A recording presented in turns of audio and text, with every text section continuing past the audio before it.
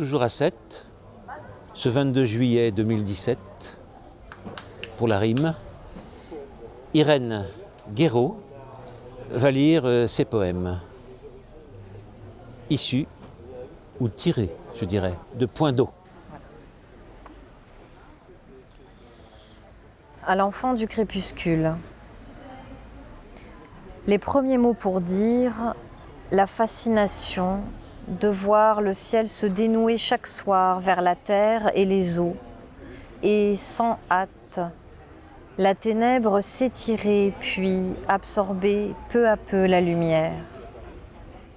À rebours, la voix vint te heurter, comme après coup bruit la boussole, confirme l'axe de ta marche, t'indique de chercher l'unisson à partir de l'octave, d'élargir l'espace pour la jeune voix.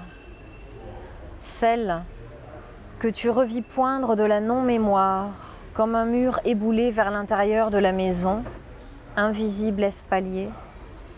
Celle qui avait osé dire « Chaque soir se réunit ce que Dieu avait séparé ». À l'enfant des feux. Son souffle neuf disait, plus puissante que le feu et l'attente entre les feux. Le noir reconquis sur chaque braise, le cri s'effilant, annonce d'un éclair qui ne durerait pas. S'exténuent les éclats, le son persiste encore et murmure au travers.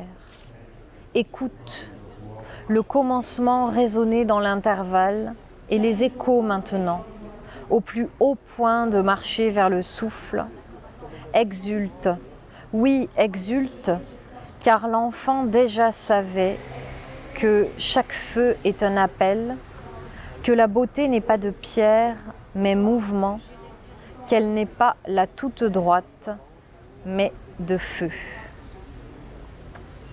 La porteuse de lance. Des rayons suspendus dessinent un rideau, s'estompent puis s'incendient, comme des sillons de miel répandus au dehors. Devant, elle attend, debout, qu'une main se lève, entr'ouvre le rideau. Elle voudrait entendre un choc de perles, les voir se détacher et rouler sur le sol. Chacune y laisse une tache brûlée et peut-être, derrière, un éclat de lame. Derrière le rideau de rayons suspendus, une chaleur latente. Debout, la porteuse de lance perce de sa lame, répand le lait et le sang. Le liquide ambré laisse apercevoir des lueurs, des taches qui s'éteignent. État de passage où le feu n'existe pas encore. Et la lumière fut lueur plus faible d'un soleil descendant. Lent, léger, lanières et rayons tendus de toutes parts. Debout seul face à la lueur sombre ou claire, tenir la lance comme on porte le nom de guerrière paisible et commander encore, levé face à la lueur, un bâton ligneux dans les mains. Courbée à peine, elle dépose la lance dans un sillon. Sa ligne s'enchevêtre à la couleur du sol, sa lame éclate un peu de terre. La silhouette sans lance descend vers la pointe de sa lame, s'aiguise. Du bout de ses doigts, de ses mains, de tout son corps dénoué, elle roule ensemble lait, miel et sang, tavelle sa peau de terre.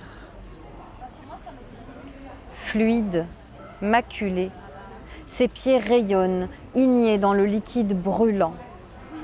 Un instant s'entr'ouvre, silence à l'horizon blanc.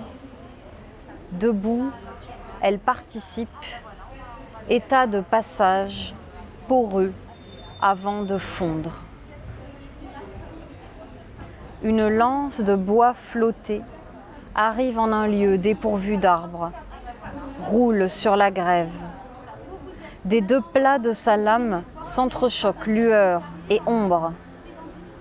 Lorsqu'elle se suspend, on n'aperçoit plus que la tranche, sa fissure dans le sol, oscillation ou interstice, embrasure du feu. Et puis un petit dernier pour la route. Ouais.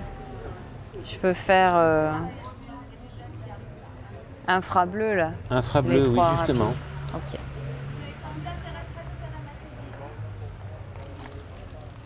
Infrableu.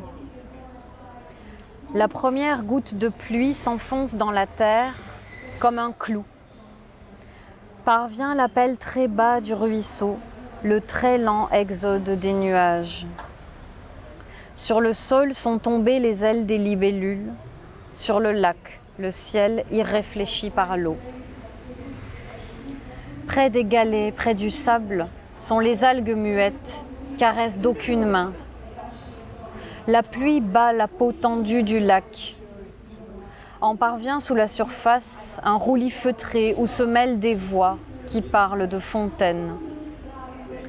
Devant le visage, un hippocampe s'enroule ou flotte indifférent. Derrière le visage, c'est le même monde. Souvent, se distingue un son bleu, feutré, sous l'eau où la saison arrive. Toute chose flotte là incertaine, toute chose ou rien. Être alors n'est plus, être est immobile, est une béance, un appel d'eau claire vers ce corps nu d'avant toute mémoire. Merci Irène Garot Merci à pour toi, ce Luc. moment.